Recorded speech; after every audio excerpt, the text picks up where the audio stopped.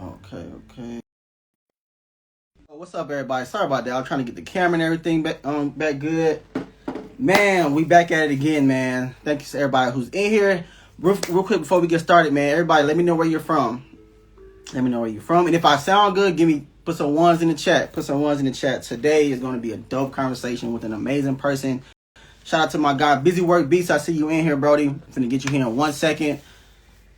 Let me see who we got in here. And if anytime during this conversation, you got George in the building, of course. And if anytime anybody wants to join in on the conversation, please don't be afraid to tap in. Hey, we're here to have a conversation. This is not an interview. We're here to talk about branding in the music as a music producer. Toronto in the building. What up? What up? Busy. Let me go ahead and get you in here, bro.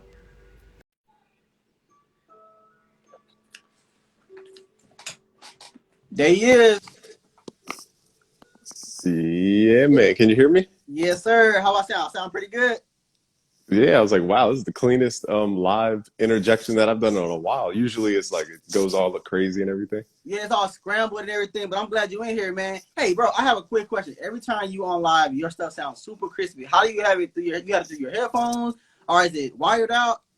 It's this bad boy right here. Is Yeah. the Apple headphones? Yeah, but the trick is, so if you guys are making videos and reels and stuff, like don't just let it hang. What's up, Aiden? What's up? He's killing it, by the way. Aiden Kenway, goodness. What up, But Aiden King? for example, if you guys are doing videos like this and you're just talking about your video, put it up to your, like, lift it up and get it closer to your mouth. So how do I sound decent? Courtney's here. What's up? Everybody Sorry, say it again. calling me now. I missed. I was saying what's up to Courtney CG's here. What's up? I'm just saying what's up to the good folks who. Yeah, what's up, everybody, man? Tap in. Where y'all from? Let me know what city you're from in the comments. And don't be afraid. If you have any questions during this conversation, this is not an interview.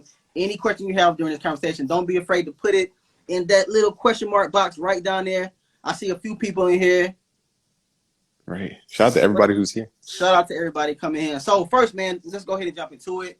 Of course, Busy. I want to say thank you for taking your busy schedule out, man. Taking some time out to come and have this conversation with me. I thought this is going to be a valuable conversation with everybody, especially the music producer community. So, of course, like I said, I studied you for years. So it's an honor to, be sitting here having this conversation with you, man. So I appreciate that so much, dog. Yeah, because what I like, Day-Day's here. Day-Day DeVille's here. Shout out to Danny, my beautiful woman. Just hopped in. Got to shout her out. But, yeah, mainly what I respect about your platform is that you're truly trying to lift people up. And that's once you kind of get into that contributing, is that a word?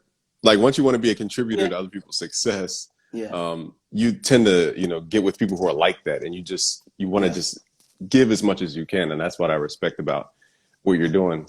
Even our collabs went up a little bit. Yeah, man, likewise, bro. You've always been about adding value to others. And like you said, when you're in that space, God just has a way of blessing the universe and bringing that same energy your way. So likewise, man, likewise for sure. Right. So speaking of that, go ahead. Now I was going to ask you is because a lot of people, I just did a live on YouTube, for example, and I'm realizing like people really don't understand how many other skills you have to have in music production. So if you could kind of shock people to get them awake and like wake them up, what do you think are those, things outside of just learning chords and learning how to steal drum kits? Like what are man, what are those skills? Yeah. So what I would say, shout out to who's that? Oh, what's up, Coco? Shout out to Coco, man. For me, I would say definitely having communication skills. That is very important. Definitely having communication skills. But I had to learn that with my wife, so learning communication skills with my wife gave me the ability to put that into my own craft. And then what else would I say? The importance of community. The importance of community. Just the importance of giving back. Because for me, I would say the first 8 years of my career, everything was surrounded around placements. Getting in the room with this artist, that artist. But, even when I got the placements, I was still feeling unfulfilled. So I had to take a step back and just realize what my purpose was. And then here we are. So, man, I can go on and on about that. What about you? Yeah, because I was just about to say, like my platform, for example, if people don't know me, I'm surprised I didn't introduce myself by now. I'm sorry. Yeah, I'm yeah. Game from BusyWorksBeats.com. We've trained over 800,000 producers around the world. Some have gone to work with Drake, Kanye West, Post Malone, Ariana Grande, Ray Shremmerd, French Montana, NBA YoungBoy, Polo G, Yeah. Lil Baby, Trippie Redd, J. Cole. They've won platinum, diamond, and Grammys, and gold, of course, because you need gold before you get platinum. Right. So a lot of success. And my point is, you know, a lot of the top guys are now coming to me because I have the creative agency called Busy Signal. They're coming to me now because they have all the accolades. They're Grammy winning people coming to me now because they need to build what you just said.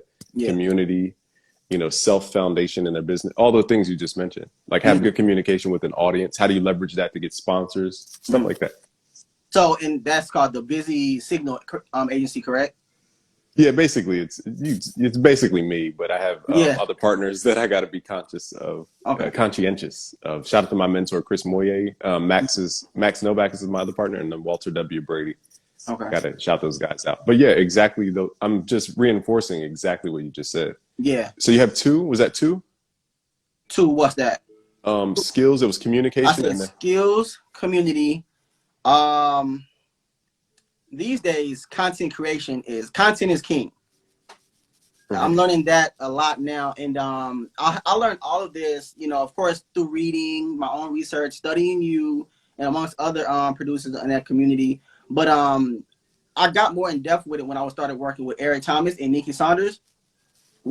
When I started working with them, Nikki had the whole I2M Deeper in the Brand. Shout out to Deeper in the Brand crew.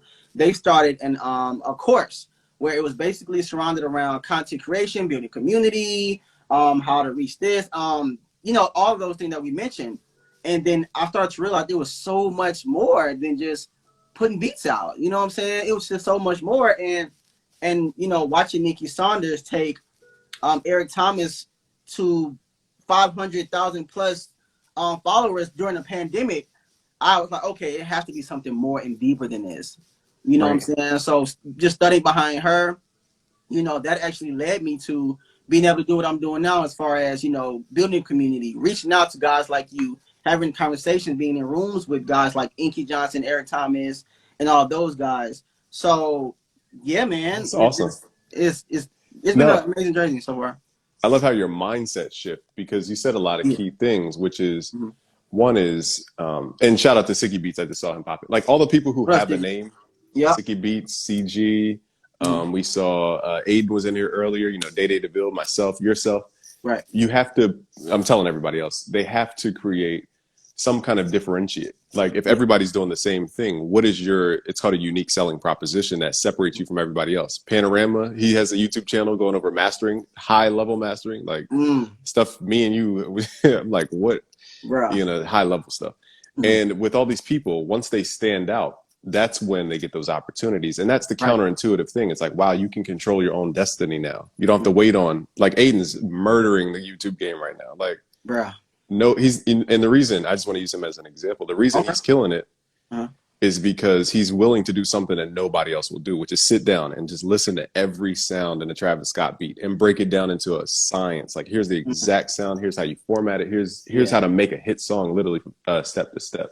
Right. Nobody's willing to take that time, edit the video, research. Like, that's why he has a moat around him. There's nobody who's willing to do that. And it's like, to piggyback off of that, that's where finding the gap in your industry comes into play. He found something that was missing, and he went full force with it. Now it's like, oh gosh, I didn't think of this. So now everyone comes to him. That's also an amazing part of branding, finding your niche, man, it's crazy how much I've fallen in love with brand development from being a producer now. Isn't it like crazy? Because at one point it was all beat, sound, drums, kits, and now it's audiences, niching down, target audiences, and all of that crazy stuff.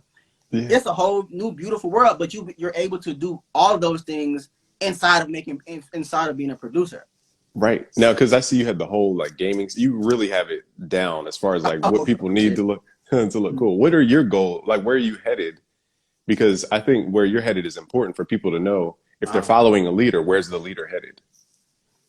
That's a damn good question. I'm not sure where I'm headed, but what I will say, God will reveal that. But on my way with Him revealing that to me, I'm going to make sure that my mission is to bring a lot of producers with me.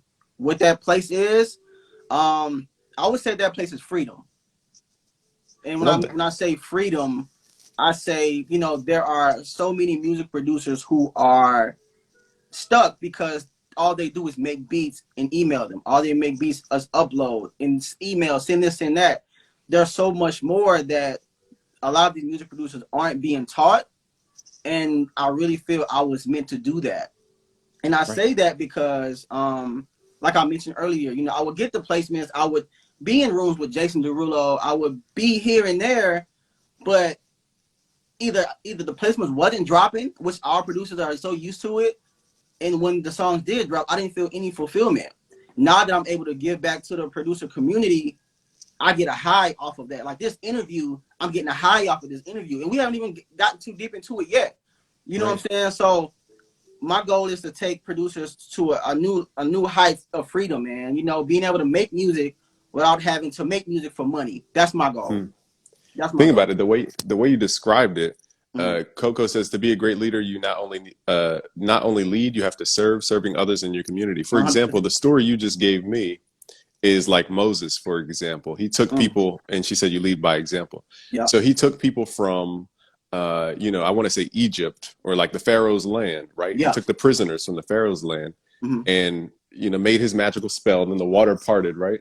Yeah. Yeah. Yeah. So that's the equivalent of shocking people. That's why I said earlier, what are those skills that people might not know about? We have to shock people into Yeah. following it. Like we have to literally break their belief system to the Right. Right. core. So that's the equivalent of splitting the water. Mm-hmm. Then they follow us as we Yeah. break their minds and beliefs. So we're okay. We cross the water. Now we're in the journey. What is it called? The wilderness. The wood. Yeah. I think the wood is. Yeah. Okay. Yeah. Right. And that's what I'm hearing. And then you're saying, hey, I'm going to take you to the promised land, which is what everybody wants, the land of milk Yeah. and honey, so to speak. So let me So ask you this: what mhm. is your promised land? What do you my think? Yeah. What's your promised land?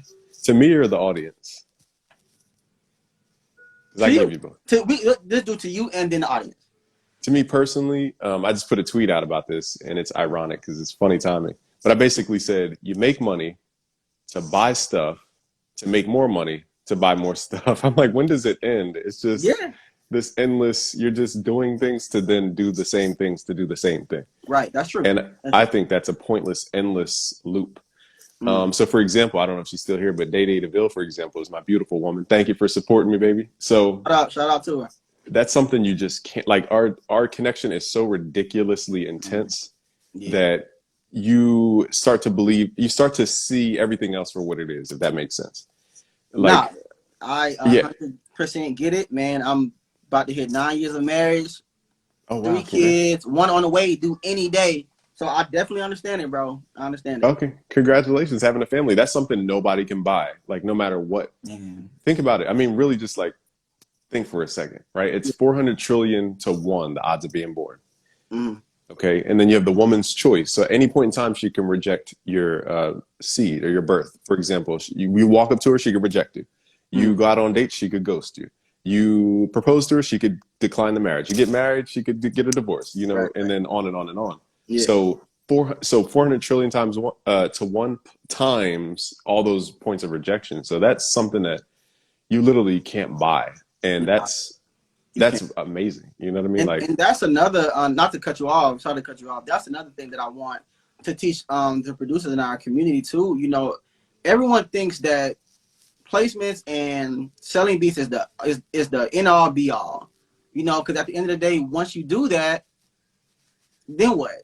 You know, what do you have left? Do you have someone you can go celebrate these wins with, right? Do you have someone you can spend these millions with? You know, like, it's just so much psychologically that I want to help our community with, because to give a backstory of mine, I'm not sure a lot of people, well, I'll just break it down. So my wife and I's first daughter was diagnosed with cancer at the age of 5 months. oh, And sorry. she died at 5 years old. Oh, So sorry. yeah, of course, thank you. So that whole thing, you know, and during that time I was in and out the studio, hospital, getting placements here, landing this and that there, and I was still feeling empty, right? Because it was just so much more that I haven't grasped as far as not only the industry but life as a whole. You know, and you know, as I'm sure you have yourself, when you feel empty, if you're that kind of person, you go seek to find, right? You go seek that intelligence. You go read these books. You go read that. You research this. You research that, and it's like you come to a realization that there's something way more than just these beats, right? And I think that is what our community is missing, you know, because, and that's what I want to give to the people. And I feel like God put these certain circumstances, excuse me, in my life to be able to pass it on to the people, man. And like I said, I get a high off of just doing that. Right. That's, you know, go ahead. No, go ahead. For example, that's why I asked you before we hopped on. I said, were you on Clubhouse? Because that was the feeling I was getting off of Clubhouse. I was so addicted to helping people. Like, it was the most perfect place because everybody was there to teach. Right. And then everybody was there to learn. Did you get that feeling? Or, you know what I mean? I definitely got the feeling. I made, for the beginning of it, I was in the wrong circle. I'll honestly say that. Yeah. You know, everyone was talking about those A&R groups. I was definitely in those A&R groups, but it's because everyone knew me and they just gave me the green badge. Was it the green badge? Or what was it? Yeah, the mod stick. Yeah, the green thing. The moderator. Yeah, they was giving me moderator badges. So I'm like, okay, let me listen in. So unfortunately, in the beginning, I was in that A&R group, but I got out of it, and then I started learning. I started getting into rooms where people were talking about stocks, music production, mixing, and stuff like that. So I caught on to that world a little later, but I caught it, so that's all that matters. You know? Yeah, I was gonna say, okay, as long as you escape the room, like escape room. Man, it was bad, man. I was getting in rooms where all the OGs was in there, all the A&Rs for all the labels was there, and they was doing more downing artists and producers than lifting them up. Right. No, that's what I respect about what we're building. Even right now, for example, I had a divine revelation when I was 20. I think I went to a heavenly place. Some can debate me. You know, I felt like the source of joy, like literally the source of joy. Yeah. And I was told 3 things. So this is what I kind of, you know, the foundation of everything I do. So the first thing is show love. You know, that's the first thing I was told. The second thing is to be filled with the spirit of truth. So that's what we're doing right now. We're getting multiple perspectives to get a truth about something. Right. And then the third thing I was told is complete our assignment. And everybody has their own unique assignment. Mine is to give Bibles. But giving Bibles is just like, you know, it doesn't mean just physically giving Bibles. It also means teaching people parables, pardon me.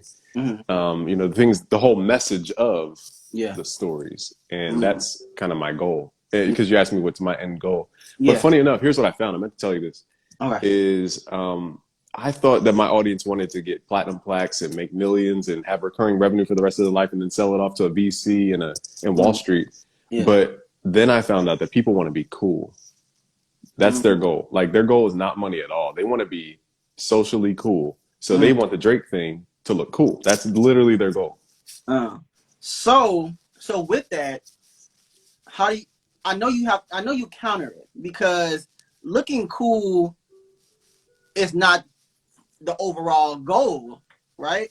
So how do you deal with your community that, hey, I just want to look cool. I don't care about this. I just want to be cool. How do you cater to that? Good. That's a really good question. Yeah. It's the position me and you are in. We say, what if I teach the kids who are the cool kids? I now multiplied my influence times 1,000,000. So every person I talk to, I'm not just talking to one person. We're talking with each other. The combined audience could be 1,000,000 something followers. I don't know. You're really talking to 1,000,000 something people. You're not just talking to one person. Right. So your influence is now being rippled across, you know, a percentage of those millions of people. And that's how I'm trying to show these guys to be leaders. Not everybody's built to be a leader. Let's be honest. For sure. You know, I'll kind of tell a quick story, which is I have a mastermind group of 250 of like the top people in their industry. Okay. You know, I have a lady in there doing $100 million film studio off of Vancouver Island called Malahat Studios. I connected her with this other guy. It's a long story, but it's a mixed bunch. And what was I getting at? Oh, what I found is that out of 200, here's my short story, is out of 250 people, there's only like 6 action takers out of 250 people, of the top people. That's the scary part. Have you run into that, like, with your counsel and your mentorship? So you asked me, have I ran into, like, during consultations? who may have thought they were leaders maybe, and they weren't leaders. I want to make sure I say it, word it right. No, for example, your time is worth a lot per hour because you're giving people, you're showing them how to elevate from the bottom of the pyramid to that next rung and then the next rung. Right. And I'm saying that's valued at whatever it is per hour. So if they want your time, you're leading them to a result. And I'm saying, have you ever run into people who they just won't take action on the advice and they keep, doing the same things over and over again? Yes, all the time, man. And I'm sure you feel the same way. It's frustrating when you have that leadership and you just want everybody to win. You want them to, hey man, take that action. I'm helping you, like, let me help you. So it's one of those things where, you just have to let them fall, and I have kids, and I don't want my kids to fall. I don't want them to, I have a little girl. I don't want her to get her heart broken. You know what I'm saying? But little girls and little boys are going to do what they want to do, regardless on how I taught them and things like that. I just have to, one day she's going to go to college. My son's going to go to college. One day I'm going to have to let them go and let them make these decisions. I gave you my mentorship.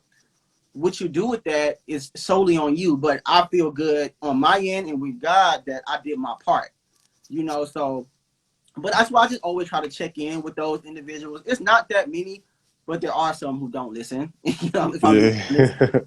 So, but I just always want to make sure I follow up with them. And I just do my part. I'm always about doing my part, because if I do my part, I won't feel bad. Now, if I didn't do my part and they still fail, fall down, then I would have an issue. But if I did my part, I wouldn't.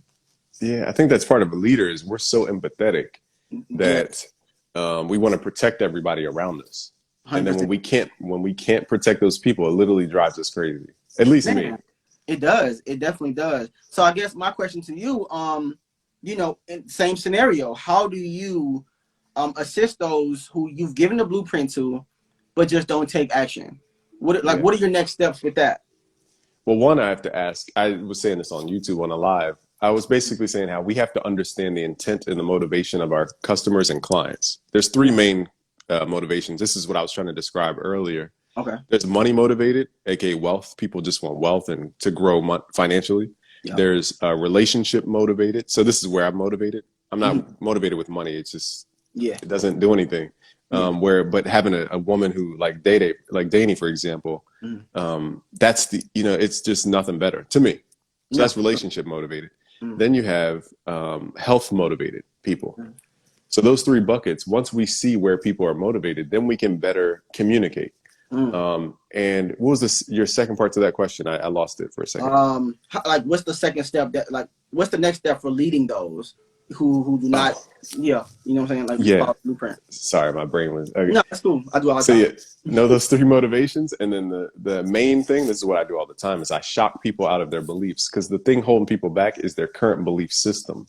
Yeah. So, in a parable in the Bible, for example, is there's a tree that starts to die. And it's not because the tree is bad. It's because the dirt around it lost its nutrients. So we have to dig up the dirt around the tree, fill it in with fertilizer, aka new dirt and stuff with nutrients, stuff that actually helps the tree. Right. And then the tree will start to grow again. We don't need to pluck the tree. Yeah. Coco says, "I see you're learning, young grass." Yeah, right. She's funny. So basically, we don't need to remove the tree all the time. The problem, we need to change the environment. And that's how we fix the problem. It's not always getting rid of somebody or something. Sometimes it's what are the things modulating that person or modulating. So the first thing I do is address those core beliefs, because once I snap people and shock people, they start to become curious. And then as long as this is a little complex. Yeah. But after you shock somebody, you have to give them what's called valid justification for a new belief. So if I say the sky's in blue, that's really just an ocean up in the sky. But if I have no proof or data to give them a reason to believe what I just said, they're not going to absorb that. So I would say, okay, the sky is blue because it's an ocean, because I'm getting a little deep, but the Kabbalions' law of as above, so below. And, in the Bible, it says, the firmament in the sky, you would give them a reason to believe that. I think that's where people have the mistake. They never give people a reason to believe something new. I know that was like hardcore, but that's what I found that it comes down to. So it's almost, if you would say, it's almost similar to having to unlearn certain things that you've already learned before. Yeah, that's what Jesus was trying to teach us the whole time, is how to unlearn the Pharisees, unlearn the old system, put in a new system. That's literally what the gospel is about. Yeah, It's not exactly. about a person dying on the cross. I love, the Lord, don't get me wrong. I love the Uh, creator. I'm just saying, what was the message? right. What was the message? The message was how to replace old beliefs. That was the Mm. message. That's why he says, like, I think it was Jesus, right? Yeah, he said, like, what did he say? He caught the people being adulterous or whatever, and he's like, Uh, just put it down and do it no more. In other words, once we address that belief, don't yeah. revisit that cycle, because it's a Uh, loop. It's on auto loop. right. Subconscious mind rules 95% of our day. Wow. So we Man, don't, yeah. that is amazing, bro. You have the most. I joke around my wife all the time. Like I have like the best examples and stuff like that. But you killing me with the Bible examples. With I the love it. Bible. I love it, bro. I'm just trying to preach the good old word. What's up, 20K? What's up, He's from everybody? Thank Clubhouse everybody too. who's tuned in so far. You know, we just having conversation, man. So let me ask you this: how when and what made you become so well invested into the producer community? I know you started off as a music producer, but what was that spark that made you have that transition into, what you do for the community? Yeah, I want to ask you the same. Okay. Mine was kind of necessity. Like my back was against the wall. Student loans were ready to be paid. Thank you, Courtney. Coco. Courtney. Yeah. Back against the wall. I Right. had no other option. Like YouTube was the only thing making money at that time. Yeah. That was it. And it just so happened to be something that I actually love to do. I love to teach. I love to music. I love to music. And, it was just a happy accident. But Right. now that you kind of saw the horror stories of the industry, how can you translate those over to people who are at home? Like I'm in a basement right now, funny enough, in my home studio. Thank God I can even afford a house in the basement. But, how are you going to translate those stories for people who are, using their laptop and just making beats, cranking them out? Man, just as simple as just giving them my story. And with giving them my story, our goal as leaders within this community is to make sure the community doesn't go on the same path we did. We want to help them get to where we are or where we're heading to faster than the long journey we took. So, it's just so much going through my head that I want to break down. But break it down, Pastor. Yeah, man. I just like I said, I'm real passionate about this. So, ask me the question one more time, and then I'll pick you back up. Yeah, basically, yeah, because there's only a few people who have. Okay, I'll reframe it a different way. Actually, okay. Here's the fundamental frustration with producers who came from the online, especially myself, because we used to get talked down upon, like you said, in Clubhouse, for example, and nobody was here to help us understand. So I just had to be the guy to kind of help people understand. And now everybody who's coming over into the online producer community, it just looks like a money grab because they were never there to begin with. They were just talking crap not too long ago. Right. So I guess from the community's perspective, what can you promise us, I guess, from your real experience in the beast? I call it the beast. So what I can promise to my community is that I will lead you to a path of freedom. And when I say freedom, it doesn't mean financially, although that definitely comes with it. I'm talking more of freedom spiritually and mentally, and most importantly, spiritually, but emotionally as well. Because with my dark hole, when it comes to the industry, I was well invested into it emotionally. But with that, so for me, I have a lot of good friends who are well-known, successful producers, right? And for whatever reason, nothing for me would drop. Nothing would drop. I wasn't making the sales. I would have the songs that with the artists, but they weren't coming out. So I really believe, that God was putting me on pause because if it was up to me, I would have blown up a long time ago, right? But now that I think back now, I wouldn't have been ready mentally. I would have completely been out of it. I have kids, I have a wife. My daughter was in the hospital back and forth. So if I would have popped off during that time, I would have lost time with my daughter. I would have lost so much. So, and what's funny is on my journey, I met I would say a few individuals who dealt with childhood cancer as well, right? But a few of them, I'll say, was very quiet on it because it's, as men, we already hold our emotions within ourselves, let alone say it online or within the music producer community or the music industry community, period. So I'm like, okay, I think I have to tell this story because I can only imagine how many producers who are dealing with that now. I won't say his name, but there was a music producer that I met last year. He met me, well, he was introduced to me through another friend who follows me. He hit me up like, hey man, I have a friend whose son is dealing with childhood cancer, and they're giving him only a few weeks to live, right? So I met with him, I talked with him, we kept in contact until the last day of his child's his last day, and we still talk. So I'm a deep thinker, and I'm thinking like, okay, there are so many other men, let alone producers, who may be going through this. So our life's purpose is, God puts us through these circumstances and situations so that we're able to lead. I always had this feeling that I was a leader. I just didn't know where. I didn't know how. I didn't know what. But after just sitting back, paying attention to everything, paying attention to my surroundings, and an important thing for producers, which you all need to learn to do or try, is that when everything is frazzled, that only means you're going into a different direction of where God is trying to take you, right?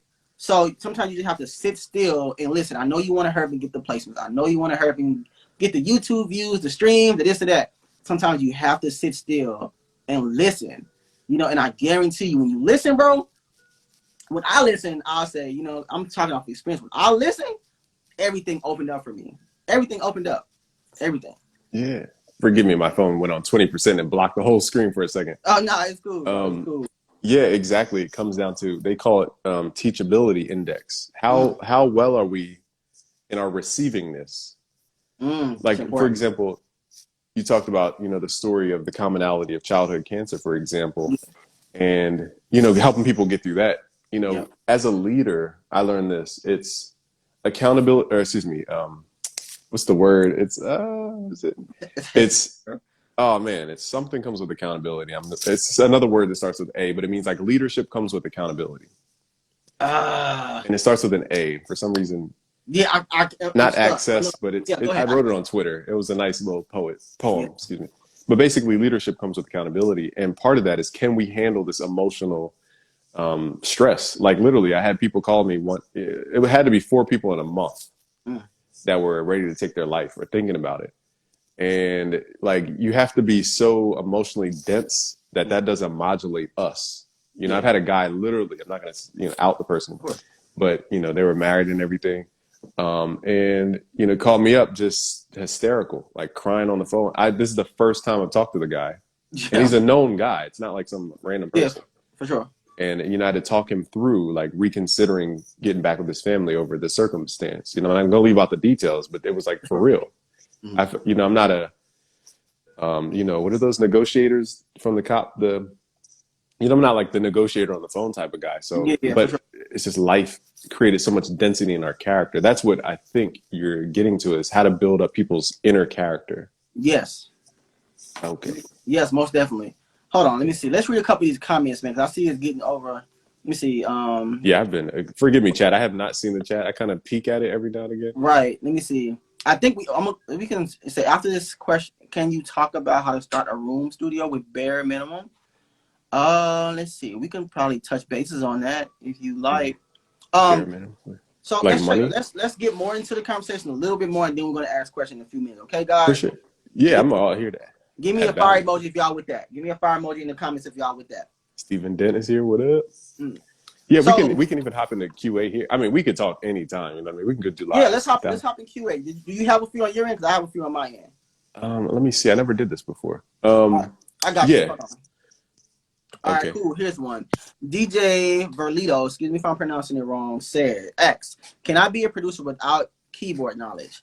Do you want to answer that question? I guess he means like piano. Yeah. Piano. Yeah. You need to learn chord codes. So hold on, give me like 3 seconds. You need to learn chord codes. So even if you don't have a keyboard, like a MIDI controller, I can show you how to build a minor chord really quickly. So it's a chord code. You can go to busyworksbeats.com/music theory to get the whole code and everything. Basically, I'm going to close my eyes. You see me with my eyes closed? I'm going to hit a key. You don't even need to know what this key is. Now, the screen is probably backwards to you guys, but long story short, wherever you land is the 0 point. Okay, so this is 0, and the minor chord is 0, 3, 7. Okay, so you just count up your keyboard. So it's 0, 1, 2, 3, 4, 5, 6, 7. And that will always make a minor chord no matter. I don't know if you can hear me, but yeah, we can hear you. We can hear you. Basically, wherever you land on the keyboard, that's what a minor chord is. So as long as you can count, you can make chords, is what I'm trying to say. Right, Bots right. is here. What's up, Bots? You What know up, Bots from everybody? Clubhouse? So, for me to answer his question, you can, but it'll only take you so far. I'll say that. Because we all know the clickers. You know what I'm saying? I mean, no disrespect to Southside. Southside doing it for years, and he's good. You know, so I guess it all depends on your style because some producers are sample producers. You know, there's some chop. They're thinking chop the sample. So but I will say don't limit yourself. You know, I would definitely take in all the knowledge you can when it comes to music production, chords, everything. Don't limit yourself because the more you study, the more you know, and the further you can go with your career. But it's to me, it's not a necessity, but it does help for sure. Yeah, you don't have to be. I think the common misconception is that people have to be musicians. Like, how much of a musician are you, would you say? Who, me? Yeah. Man, I'll say this. Physically, I'll say about a good 50%, 50. But my ear, 98. Easily. Sick. 98. Sick. With my ear, like, and I always say, like, I've never been wrong yet when it comes to certain songs. Like, I would listen to an album and I'm like, okay, if I know this song is gonna be a single. I haven't been wrong yet. I really tested this theory with Doja Cat's last album. That Get Into It, yeah. That was before it even got crazy. I'm like, this is definitely gonna be a single. A month or so later, it was a single. So like, okay, so I definitely know what I'm talking about now. Aha. Those A&R rooms are paying off, is what I'm hearing. I guess so. Man. Said I But I guess so. feel like I've always had the ear more than anything. You know, even when I'm listening to music, I can dissect every instrument. Like, oh, okay, this hi-hat is over here to the left, but the snare is more to the right, but the kick is here. And they got the violins panning here. And then I always like, I don't know, it's something that I've always just had the talent for. I guess the gift, I'll say. You The know. gift So of what rhymes with gab? The gift of what's a musical instrument that rhymes with ab? The gift of never mind. the I'm being closest is dumb. obe, and that's the closest we can get to. Obe? Obe, I guess. All right, let's Interesting. get to another question. Do Journey, I think, sorry if I'm saying your name wrong, with R&B music, would that work with chord codes? You can answer this. Yeah, literally. I don't have much to show you guys, but basically, I can make a minor seventh or a minor ninth chord off the top of my head. It's 0, 3, 7, 10, 14. As long as you can count, you can make jazzy chords, R&B chords. Yes, the answer is yes. Just go to busyworksbeats.com/music theory. I'll link it for you. Yeah, link it for me. Yeah, but it's just too much to explain in a live right All now. right. Let's see. Yeah. Okay, what's the next question? Quan Boy Beat says, X, I keep saying says, can a nonprofit record label be profitable? Ooh, so I have a nonprofit, Hooks and Jab Org, where we assist families who are dealing with childhood cancer. That's ran by me and my wife, and of course the family. Right now, we really aren't into profit because we're all about giving. But I know for a fact, after you make so much, my wife can tell you way more than this. She's more of the paperwork. I'm more of the how much does it cost here kind of person. So she's more in the paperwork. She'll be able to tell you more, babe. I know you in here. Maybe you can answer that, and Neek, answer that for him, and then we'll get back to you, Quan. What Dope. I about you? can't. What do you think?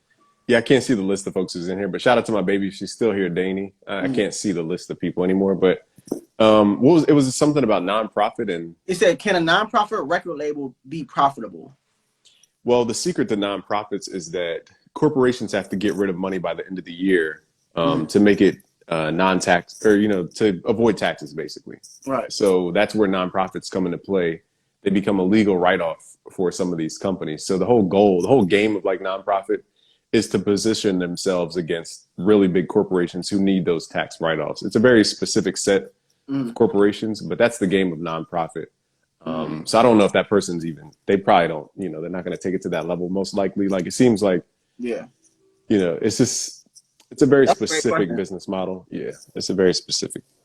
All right, let's see. Here goes another question. NY2 Flow, what up, man? Thanks for the question. He asks, should I go to school or learn production on my own? Oh, that's tough. That is tough. What do you think? Off of experience, I did go to Full Sail. Did I have to go to Full Sail? I didn't have to. It definitely helped. It helped me with music theory. I will say that. Full Sail definitely paid for my first MacBook, so that always helped. But I actually learned more being in rooms and doing my own studies. You know, and the way the world is now, man, there's so many courses. You know, you have your own course. I'm building my own course. There's so many. See. You know, Savita has his course. Was it David Savita, right? Simon Servita? Simon Servita. Sorry about that, man. Yeah, I love Simon. Simon has his own course. I would say go with what you feel. You know, everything is online now, but I feel there's no better experience than the experience of being in the room and in person with someone who does something better than you do. Oh, see that? Okay, that was the key. Oh, I must have clicked something. Yeah. Sorry. Being in the room with somebody who does something better than you. Yes. That part. Because somebody asked me, like, is just getting in a studio session going to help them elevate? I'm like, you could go to a studio session and just stare at the out gear. It's not going to make you better. Not at all, man. And that's key. And that's what, you know, when you mentioned earlier, relationships, that's when the relationships come into play. You know, you have to get out there and build these relationships. You know, I want to say COVID's done now, so you can get out there now. You know, but pre-COVID, you know, my wife taught me the importance of networking. I was an introvert. You know, I'd just rather stay home and do this, but she forced me to be a semi-extrovert, I guess you can say. So, shout out there. You said it's Neek? Yeah, Nene Hooks. She's Nene Hooks. Yeah. Oh, shout out to Nene. If she's still, oh, Nene there, right there. I see. I'm scrolling up the comments. Shout out to Nene. She's yeah. So the question was, I'm scrolling up to see if I missed any kind of ancillary comments. But yeah, basically, should they go to school? My whole thing is, you know, student loan debt is at 1.2 trillion. You know, I still I borrowed around what was it, 50K? I'm trying to add up the stuff I already paid off. Let's say I paid off like 15 grand already of student loans, but I still have 30K that's just sitting there. I'm paying it every month. I've been paying it for like 7 years. It's not moving. Man. Like, and I'm paying like the minimum or whatever, but it has such a low interest rate that you don't need to pay it off right away. That's the cool part about student loans. But at the same time, you know, like I've heard, I went to Villanova University, which is like one of the like top athletic schools. And I went for science though. But the point is that kids were paying $40,000 a year. Like their parents were just dropping cash. I'm like, how in the world? Man. Like some people have 200K student loans. Like that's kind of ridiculous. Crazy. That's crazy. So, and a lot of the times, I'm sorry. Go ahead. No, I was going to say one last thing. For the kids debating about student loans, just understand that, because let me ask you, if you took out loans, did you think that every dollar you made was going to go back to that loan? If I'm being honest, I didn't even think about those loans. Okay. I didn't think about those loans. I haven't thought about them. If I'm being 100%, I haven't thought about them. I knew for sure is that in the future, the life I'll create is going to be able to pay them off with no problem. So I don't worry about it. Yeah, which is probably not the best thing of worrying about. But we you know, I take care of them the way I need to take care of them. But as far as the younger guy, the younger Derek, the younger Mook, I wasn't worried about student loans until I got older. So yeah, it's literally like 3%. Like the interest rate is so low, it's ridiculous. But yeah, it's just, I guess what I'm saying is, when I took those loans out, I'm thinking that when I graduate, I'm going to get a job immediately, magically, and then every dollar of my job is going to go to this loan, and I'm going to pay it off in a year. That's what I thought. Right. So I got smacked with reality. You're like, oh, rent, you know, groceries, life, car, all these necessities. Exactly. Man. So that's the only thing I caution kids is that false correlation right there. All right, I guess I'll put this one in here. Oh shucks. This is my homie Jeremiah, the mix guru. He said, "How tall, short are you?" He just being he's an idiot. He's an idiot. I'm about what, 5? Let me stand up real quick. What do I? Let me see what I'm equivalent to. I'm equivalent to my mic stands. I'm about 5'8". I'm definitely 5'5.5". Yeah, not a super giant over here. I have noticed that a lot of the artists who are popular, they're either really small or they're like super tall. Right. Hey man, Like my thing is, as long as I'm taller than my wife, I don't care. yeah, women scientifically research based like to look up, like literally look up to their men. Mm. Like that's a mating thing. Well, hey, I think I'm good on that, so I'm good. All You're right. right. Let's see. We have another question. Quan Boy Beats, he asks, when you first started tutorials early 2010s, did you imagine your brand being as big as it is now? Doing tutorials. I'll say the reason I did them initially to be short is because I was teaching myself as I was teaching other people. I know this sounds crazy, but there was literally nobody teaching this stuff. Yeah. And that's why I just got the advantage of first movers advantage, but there was nothing there. So I had to, yeah, to be short, um, it's interesting to know how focus can really elevate you. Mm. Because I had to decide. I said, okay, today's the day where I'm going to focus on getting better. And then from that point on, I got better at mixing. I used to hate mixing. Then I focused on it. And now it's one of my favorite topics. Right. It's just Oh, crazy what really? focus is. Yeah. What's your like strength, would you say? I mean, in the whole craft? Um, my strength as far as production. Or even what you love to learn? Like what's your, yeah, as far as production. Yep. Production, my strengths is it has to be what's the word I'm looking for? Sonics. And you know what made me learn that? Cool from Cool and Dre. He has Beat Talk Tuesdays. Are you familiar with him? Heard of it. Yeah, he would like basically on every Tuesday he would play beats, stuff like that. So in the beginning I caught the first wave and I was sending beats. And a lot of my learning experiences comes from, I guess you can say, embarrassment on my end. So I sent beats, right? And he was like, yeah, man, the drums sound good, but the sonics need work. And I took that to heart. Bro. I went and studied these sonics. I went and did this. I went and did that. And now sound selection and sonics is like my go. Like everyone comes to me for that. Even like R&B music. I had a session with this group of girls about a couple of years ago because my desk was real short. It was definitely about 5 years ago.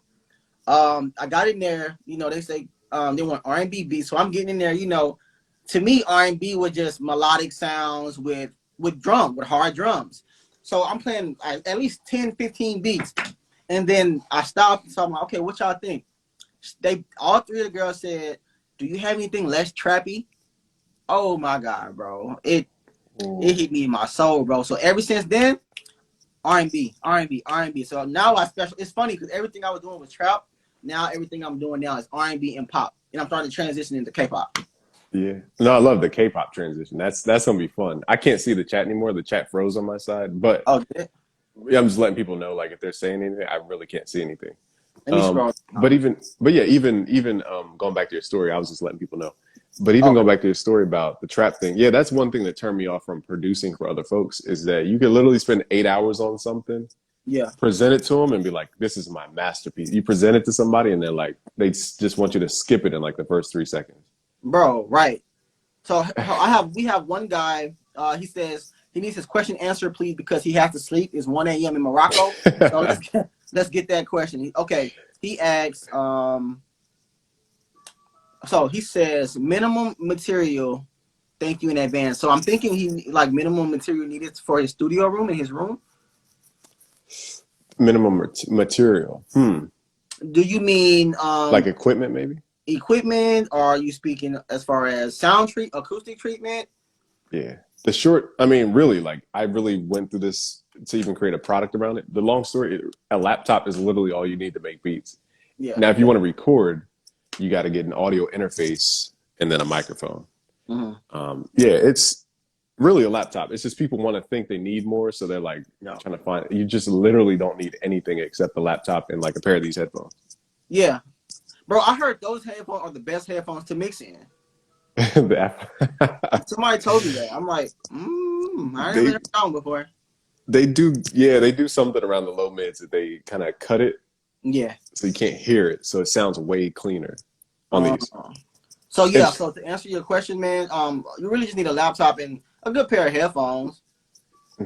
Right. Yeah, I wouldn't invest in too much stuff, especially as a beginner. Yeah. Focus on plugins and stuff. Oh, let me see. I'm assuming I can see the questions part, but not again. Anybody in the chat, if you're saying hey or anything, I literally cannot see it. So I'm just letting y'all well, know. I'll try to make sure I'm putting them back out to you. Okay. Okay. Are you able to see the questions as well or no? Yeah, I can only see the Q&A thing. Yeah, I'm with Okay. you. I'm trying to follow you wherever you are. Okay.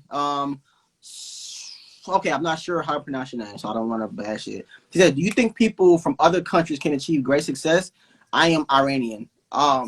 Busy. You can answer that. I answer Uh, that for you. I'll say due to yes and no. One is that yes, because we have the internet, because you're watching this live right now, so you could do the same exact thing. But no, because the American, the short of it is that the U.S. dollar is pegged to oil right now. So any inflation that we have is like multiplied to other countries. So for example, if you Okay. have if you sell your course at let's say $200 or $400 to somebody in South Africa, that could be the equivalent of buying a house, like 4,000, 40,000 bucks because of the Wow. inflation that we offset into other countries. So some stuff, I would just, it's tough. I don't know how it's like to live Yeah. in another country. So Now that you break it down that way, my answer is completely different now. It's completely different now. Cause I never thought about that. Um, I will say this though. What is that? What is that quote? So as a man thinking, so is he. I'll say that. Meaning, if you think you can be successful, then you can. If you think you can't be successful, then you're absolutely right. You know. right, and So it's up to you. get to a democratic country as soon as possible. I don't know if Iran is democratic. Yeah. Um, Okay. These questions just flowing in, man. The journey. Oh, it's the journey. Okay. As an artist, should I learn how to play piano or just stick to writing and recording? I was reading it with you. What do you think as an Um, artist? Yeah. as an artist, I guess it depends where you are in your artistry. So if you're just starting, you don't have a huge following, and you have time, why not? Why not spend some time, get off Netflix, get off the game, when you're not writing, study the piano, because any extra knowledge that you have does help. Now, if you're already an artist, you're putting out music consistently or art semi consistently, um it can definitely be not so much of a learning curve, but time wise, it can be very um constricting, I guess I'll say, you know, because as an artist, and especially if you're already putting out music, we want to hear the music. As far as the piano and all of that stuff, we can get that from your producers. You know what I'm saying? Now, if True. you're her, like artists like her, and she can do it, but you have to come into the game. I think it's best to come into the game knowing it. Now, if you learn it as you go, of course, but I think you wanna start out. You want to be a master of one for now until we get used to you. I would say, because the way music moves so fast, it's like you have to be consistent. And if you slow down because you want to learn the piano, before you know it, the people already forgotten who you are, unfortunately. So that's my answer. That's a good point. And you made me think about the performance side of the business. Like Yeah. the only people I could think of when you were saying that is Alicia Keys and like Yep. uh, Elton John. Oh yeah. It's like if you can't make it look entertaining while you're playing it, Yeah. phone battery is going down. Big Shot Beats is here. What's up? But I forgot what I was saying. If you can't make it Performance. entertaining to play that, Yeah. sorry. No, you were saying performance, about performance. Yeah, and it's like if it's not entertaining to watch you slam on the keys, it's not. Mm, If that's what they're talking about, like being a performing artist. right. Like, is that entertaining to watch? You know what I mean? Right. But nah, I would definitely say just it depends on where you are. It depends on where you are as far as your artistry and your stuff and things like that. So that's where I go. Okay, somebody had a great question for you, Busy. Ink like in like man, I suck at names. Oh, that's Stephen Dent. Yeah, Oh, what's up, he bro? worked with the Hitmen, Bad Boys, and all that. Oh, okay, or okay, Bad Boy bro. I don't Nella. know why Instagram doesn't like space out the word so we can like see the, but whatever. He asked, "What's the next move for Busy Work Bees? What's the next move?" That's something I want to know as well. Next move is multiply, replication. You know, Jesus had disciples. That's my next move is how do I multiply and replicate myself? I know the blueprint. I know the success of DNA, AKA, you know, the Son of God has the DNA of literally God. So how do we replicate that into our disciples? You know, the good news. And basically it's just duplicating my business model through different people like a Larry O. He's one of my clients. Aiden, I don't know if he's still here, but that'd be dope to get Aiden in our creative agency. He's a killer. Like he's gonna murder everything in sight. When it comes to YouTube, that kid's just he's way out of here. You know, and just build that team of all stars. It's kind of like LeBron, or no, it's kind of like Jay-Z and Rock Nation, is it? Yeah, Rock. It's like Jay-Z's, you know, he's maxed himself out. How does he talk to J. Cole and LeBron James and all them and maximize them next? That's what my focus is. That's a great question. Yeah, I would love to, you know, bring you in those conversations too because again, we're dealing with sponsors, productization, building software for people, merchandising, getting their social media up. It's a lot of stuff. For sure. Let me see. Next General said, I don't have a lot of inspiration and just stop producing because every time I make something, I don't feel it and I stop. Do you have tips to keep yourself up? I would love to answer that. Well, go ahead, Busy. You're the guest, so if you want to answer it first, I would love to hear your perspective on it. Oh no, I was just shouting at my baby real quick. See, darn, you caught me texting my girl. Nah, you good, bro. Dang, I missed the question to be sure with you. I got you. He said, I don't have a lot of inspiration and just stop producing because every time I make something, I don't feel it and I stop. Do you have tips to keep yourself up? It goes back to those 3 motivations. You got to know what you're doing it for. Like you said, purpose. Like for example, if your motivation is wealth, okay, you need to focus on everything that has to do with growth. Right. Meaning like wealth is not really money. It's the ratio of what you bring in versus what you expend. The income of energy is greater than the outgo of energy. Right. That's your motivation. Now, if you're relationship motivated, like your wife just posted in the chat, you know, you're going to focus on that nuclear family, that infinite dichotomy of balance. Okay, that's your motivation. Or the third motivation is health. So if you're not motivated, it's because you don't think the thing you're creating is going to lead you to one of those outcomes.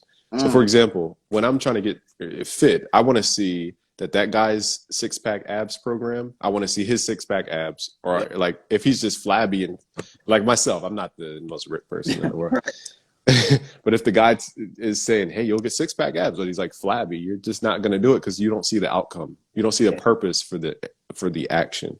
So you need to create what's called correlation of action. You need to measure your current effectiveness, it's called. And you need to figure out, like, if I take 10 shots, how many do I make? That's my effectiveness. Right. So before I can say a goal, I need to know how effective I am. Here's a quick little lesson. Sorry to be a little long. No, you're good, bro. You know, like right back. Let's make this about basketball. Okay, I take 100 shots, I make let's say 40. No, let's say 50 because the number's mental math. Like I'm not very good at it.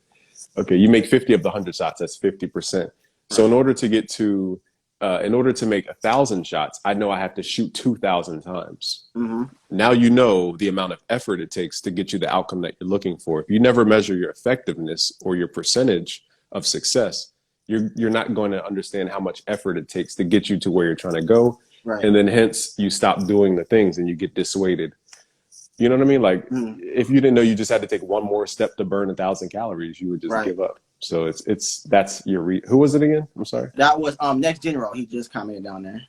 Yeah, so that's why you're stuck. It's because you're not measuring how effective you are. Yeah, and man, to piggyback off of that, I just finished reading the Atomic Habits, right? And in the Atomic Habits, I learned that as humans, we are driven by results, right? And so what you have to do is put yourself in the position. And when I speak on results, we like to see the results instantly, right? So if you go into the studio and, you know, you've been having this slump of you haven't been able to make music or anything like that, you've just been in a rut. Let's bring it down a notch. A lot of us go in there, I got to make 5 beats today, 10 beats, blah, blah, blah. You know, let's start off by saying, okay, let me just knock out one melody. And then once you knock out that one melody and you finish it the way you want to finish it, then you see instant results. So you may have to bring it down a bit as far as trying to make one whole beat. Let's start off with a loop. Let's start off with a drum pattern. And then, okay, boom. And another thing that book taught me is that once you succeed or you get that instant result, step away. Because you're able to walk away and walk out the studio with that gratification feeling. So like, oh, okay, yeah, I got that loop done. Okay, bet. You know, when I come back, when you do that and you come back inside your space, you have the mentality that I succeeded, right? So then you just keep doing that over and over again until you get to that one beat or wherever you want to go. What I learned, you know, from personal experience, you really only get into those ruts when you're making music that's really not you, right? Like for me, I'll stick with myself. I would make trap beats. But over the years, man, it got so redundant. It got so repetitive. And I was only making it because I knew that's what people wanted to hear. I knew that's what everybody wanted from me, right? So I just got in a rut for a few months because it wasn't genuinely who I was. And then I got introduced. Okay, let's step back. So for me, I'm a happy going person. You have to always, Troy Taylor told me, shout out to Troy Taylor, you have to always go back and remember why you fell in love with music, right? So for me, that was Michael Jackson. And even just breaking Michael Jackson down, it's the way he made you feel. It's the way he made people dance. It was just that energy that Michael Jackson made music on, that frequency he made music on. So I'm like, okay, I love to dance. I don't know how to dance, but you know, I love the energy of dance. You know what I'm saying? Yeah. So with that, I started making retro beats. I'm like, oh man, I love it because I'm loving what I'm making now. You know what I'm saying? This is me. This is my core. And, you know, and not to mention trap beats are a very low frequency. Nothing against trap beats. That's a very low frequency, right? So you have to remember why you fell in love with music. Make the music you really want to make. Don't make the music that you know is going to get the most views on YouTube. Don't make the music that you know is going to probably sell the most. It probably will, but you have to remember your art. This is art. Music production is art. And with your art, you're as a musician, you're already an artist. So why try to be something else? You get what I'm saying? Oh, yeah. okay. Don't be something that you're not. You know, just let that inner core, that music, let that come out. Don't worry about the outside noise. And I guarantee you, this is everything for me. This is not nothing I saw. Like the moment I made that transition to making the music I really love, as far as pop, retro 80s, and K-pop. You know, next thing you know, I'm in the studio with Jason Derulo. You know, I'm getting known. I'm in Atlanta, so everything in Atlanta is trap based. If I'm being honest, I just started getting these rooms playing retro 80s beats. You know, I would get called to these what do you call them? These camps, these writing camps, and I'm the only producer there playing retro 80s beats. Was I nervous about it? 100%. But then as you hit that keyboard, you turn around, there's 10 people behind you like, whoa, what is he doing? That's when it clicked for me. I'm like, okay, I'm not turning back. So to make it smaller, go back to why you fell in love with music. Try to get instant results, whatever that is for you. And man, make the music you want to make, bro. Make the music you want to make.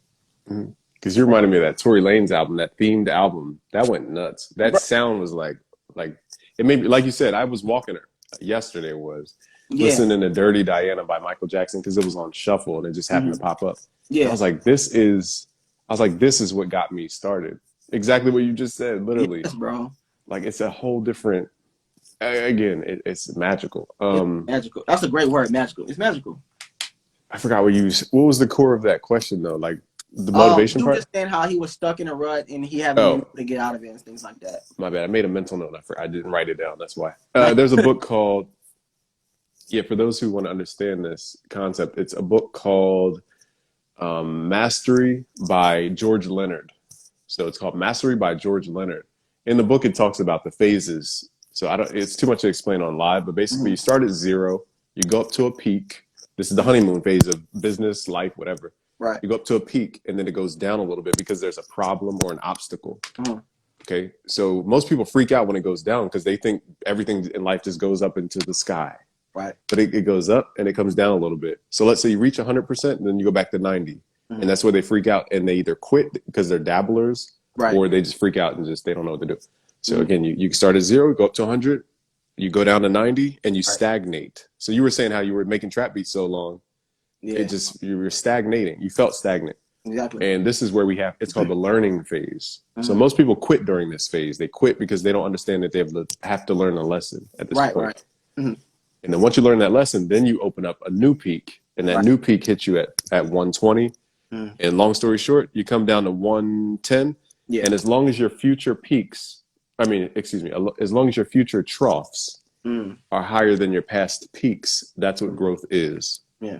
So life's going to go up and down, but you got to understand that the future downs are higher than your past ups. Put it that way.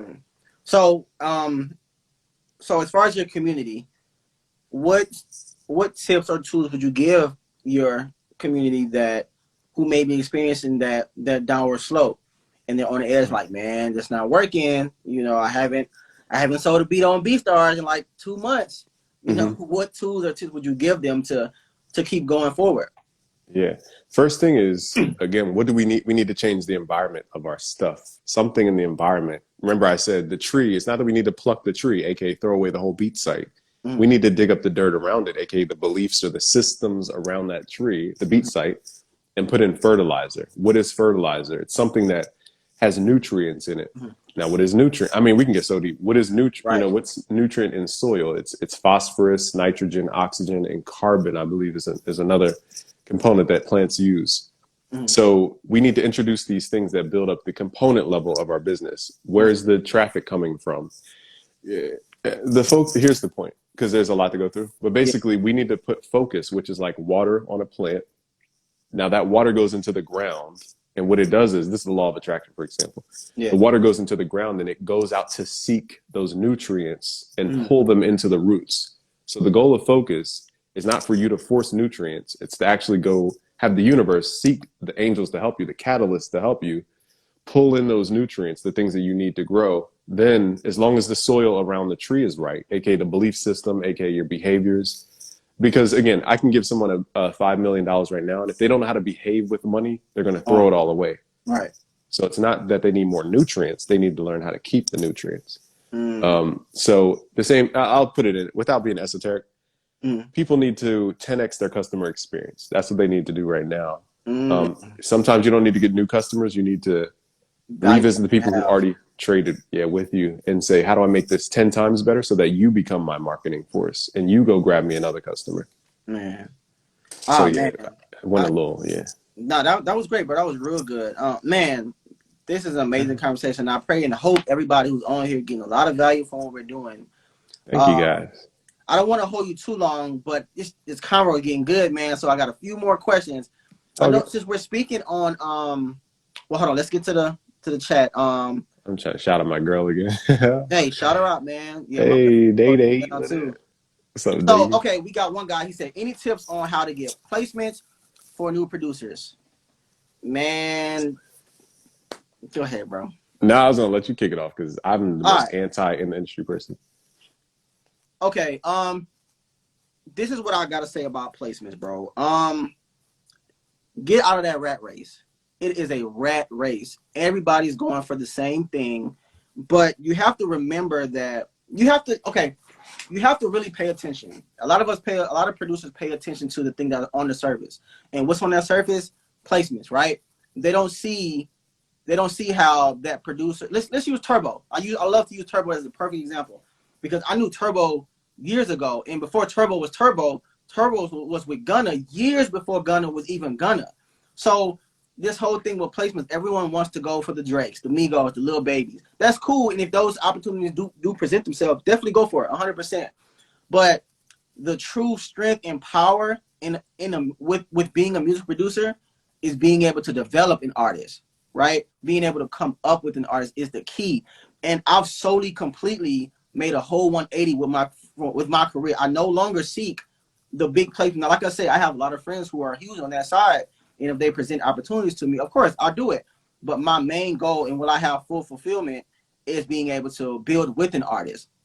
So, and that also comes with, we talked about earlier, your core. You know, you have to, it's so much deeper than just the surface, bro. You have to do some research and understand your core. My core as a person, I love to give. I implement that into my music. I love to help an artist build. So that's still related to my core and my well-being as a creative and as a human, right? So you have to put your core into your music. A lot of us, we're a family guy or a heart-loving person. outside of the studio, but when we're in the studio, we're a gangster. You know what I'm saying? No, bring your core into your music. That's your art. Bring that in there. So whatever your core is, use that, and that will bring you placements. And not only go search for placements, make your own placements. Use distro. Get you an artist, develop the artist. Use distro. Release your own music. Boom, that's placements right there. You know what I'm saying? It doesn't matter how big or how small an artist is. You create your own placements. That's what I want to say about that. Wait, people may ask, what's a distro? So distro is you know what, bro? I think you will be better on breaking it down terminology wise because I know what it is. Distro is basically like I would say a distribution platform where you can upload your own music and things like that. So, you're not familiar with DistroKid? Oh, DistroKid. Oh, I didn't know. Yeah, I thought it was some new DistroKid. website. Yeah. I should have said the whole thing. My apologies. DistroKid. I use DistroKid with my artists. Yeah, and what that is, that allows you to upload music to your platform. Gotcha. I checked the battery and it like added a delay to the screen. Sorry, I don't know all the. Oh, nah, you good, bro. Good. But if you want to piggyback on that. Yeah, so people ask me all the time, Game, what are your placements? You're busy, you know, where's your platinum plaques and all this type of stuff? And I reply like this. I work with billion-dollar companies. A $7 billion market cap company called Near funded us directly. We've worked with a $1 billion company called Razor for the Razor music campaigns. I work with $600 million company Sweetwater. It's like, for example, I ask people, what's a placement to Drake? If I'm Drake, who am I chasing for a placement? I'm chasing Adidas, Nike, Sprite, Eminem, whatever brand. I'm going to I said, why do I need a middleman called Drake when I can go directly to Eminem or directly to Sprite? This is the business in me though. And I think some people, like I said, their motivation isn't business or like to grow wealth. Yeah. It's really to be cool. Like they need Drake to be cool, to feel like they fit in. You know, there's 4 different personality types. It spells bank. The first one is B, is a blueprint thinker. They're very logical and sequence based. They need the step-by-step process and they're handheld through each they'll ask you with your course, what's the first place to start with your course? They're going to ask you, once they're done that course, what's the next course? Because they need this step-by-step process. The A personality types, what's up, Kevin? The A personality types are action takers, and these are your fire signs mostly with astrology. And these guys they love action words. Like, I'm going to show you how to dominate this market. I'm going to show you how to pulverize your competition. They like action words. Gotcha. You have the N personality type who are nurturers. And these are the people we're talking about here. They like to be cool because they want to be a part of something. So nurturers, they get their validation from social status. And then you have the K personality types, which are the knowledge based. And these people are very data driven. So if you don't present logical arguments, they're going to really dismiss a lot of information. So what I'm saying is a lot of the music folks in my audience are N personality types. They're nurturers who need community to feel validated that they're important. So they'll chase the Drakes and the placements that you mentioned, but they don't understand, okay, sometimes they get paid, sometimes they don't. What's a $2,000 advance? To me, that's like, I would have to get a placement 20 times a month to even make, you know, like when you're running a real business, like you're looking at the monthly income. So you realize how hard you would have to work to get the same amount. Yes. So that's my answer to a lot of folks. But again, we've trained over 800,000 producers around the world. Some of them going to work with the world's top people: Drake, Kanye West, J. Cole, Trippie Redd, French Montana, Ariana Grande, Post Malone. So if I'm teaching stuff that doesn't work, why are all these different people successful? And that's the question that I have to ask them. I don't want to be in the field. Like, I don't find joy in being in a studio session where somebody can just hurt my feelings by saying this beat's whack. Like, I just, I'm not going to put myself through that anymore. I'm tired of it. What made you make that transition? Because I know, like most, you know, you start off in the placement game. You know, what made you make that transition to, you know, the corporate is, well, Adidas and, you know, the top brands is what I consider a placement. What made you change, you know, to that? What was that transition like? I really had to find myself. I said, I thought I wanted to be Pharrell until I realized I wanted to be more like a Diddy or Steven Stout. Or I'm trying to think of another figure like Byron Allen type. That's who I wanted to be. I like Jay-Z. I thought I liked Jay-Z because he could rap. I Yeah. like Jay-Z because of his entrepreneurship. I just didn't know the word for it. Yeah. So that's what I had to be honest about, is that I like the businessy side Yeah. way more than, I mean, I still love creating, don't get me wrong, but that's what I Right. loved about it. So that's my answer to you, is it Yeah. was a self-reflection. Like, I had to know what I'm in it for. Yeah. No, that's good. That's really good. And man, it's like, he said, just like Mook was saying earlier, you find yourself. Yeah, you have to find yourself, bro. And you really have to think about it, man. Because for me, it really depends on where you are, right? I'm a husband, I have kids, I love spending time with my family. Time is most important to me than anything. And I have to come to a realization that I could not and I will not exchange money. I wouldn't exchange how I want to put it. I don't want to exchange time for money, because time is way more valuable. And I lost a child, right? And so I really understood the importance of time and how valuable time was in compared to money. So now I had to make that change. Like, okay, I don't want to be that producer who's in sessions every single day, away from my kids, only seeing my kids at night. I want to take my kids to school. I want to pick them up from school. I want to do all of this and still be a creative.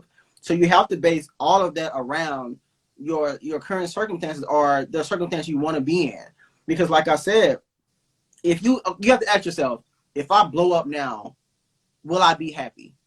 And we gotta like take away the plaques, take away all the physical stuff. The money is cool. We all want money, of course we do. You know what I'm saying? We want the advances. We want the bag. But what are your values? Like my wife just said values. Amazing word, right on time. What are your values? Right? What are your values? Do you value family? Because when you become that producer who likes to move around, you gotta think about guys like Metro and all the top producers. They're moving around a lot. Don't let you get a hit single. You're never going to be home. So it really depends on where you are in life. And for me, I just wasn't willing to trade time for money like that. So I had to build something around still being able to cater to my actual true values and still be one of the best to do what I do. And when I say being the best to do what I do, that's being the best version of myself than anything. Nobody can be better than me when it comes to that. Gotta love it. And see, here's the bit, here's what we love. For example, your wife is still here supporting you like a cheerleader. Yeah, And my always, girl bro. Always. came in to support. That's stuff that you have to have it inside of you. You can't work. How can I put this? You have to be such a pure of a leader that they're willing to do that without being forced, is what I'm trying to say. Yeah, And shout yeah. out to the music patch. I'm not sure if that's Eli or Patch, but shout out to y'all. What's up, man? Something, you said, you just reminded me of a quick story. I don't know how much battery I have left. Okay. So there's a quick story. Mm-hmm. Okay, so my whole story is actually that I started with nothing but a laptop and a dream. Literally, that's all I had, like, in the beginning, to the point where the laptop was burning holes, like burning my thigh, because the holes from the air vents were like always sitting on my lap. So it was just terrible. And then as you grow and you get all this crap, like my studio, I mean, I have 3 keyboards over here, like. Yeah. I'll just kind of rotate as I'm telling the story. Right. A bunch of keyboards, all this crap, and just a bunch of crap, right? And then I even had a commercial studio before. Sorry, it's all janky. I don't know what y'all can see and what you can't see. But I had a commercial. Yeah, I had a commercial studio at one point, and I realized, like, I'm not happy at this commercial studio. Like, I thought it was going to be like my dream to have my commercial studio and have people coming through and all this type of stuff. Right. I actually felt worse than I did with my home studio. Wow. And that's what let me know that the core of the question was, I forgot the core of the question. What was the core of the question? I guess what I'm getting to is just basically just go with it, bro. Yeah, I'm gonna go with it. I'm gonna let God flow. It's basically we always think the grass is greener, is what I'm trying to say. Yes. And that's with placements. We were talking about placements. That's right. Yep. And like, for example, the less I chase placements, the more placement opportunities came. If you go to my Discord, for example, busyworksbeats.com, I'll link it in the chat. It's busyworksbeats.com/Discord. And I know you have a Discord too, because I joined it. Oh, yeah. It's funny because when I stopped chasing placements, people are just sending placement opportunities to my Discord. Now instead of me getting the opportunity, I spread it to the 25,000 other producers and artists we have in there. Yeah. And I realized once I stopped chasing stuff, and I started giving it without expectation, it actually came in more abundance, which is the craziest thing.